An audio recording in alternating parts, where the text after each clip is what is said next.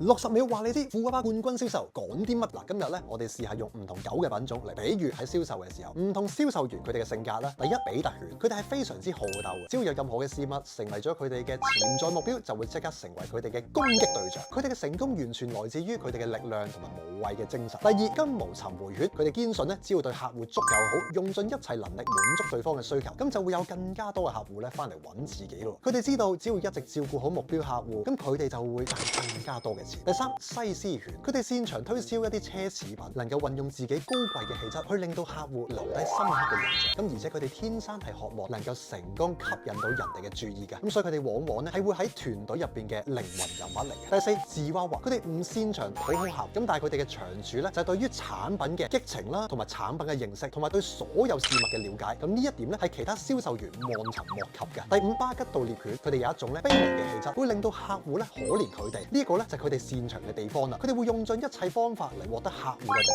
情，令到你俾錢佢哋。咁多種狗裏邊，你又認為自己最似邊一種呢？60秒我知你唔夠喉㗎啦，我準備咗呢一本書嘅深入講解版，睇完包你哋呱呱。留言冠軍銷售送俾你之餘，我仲會用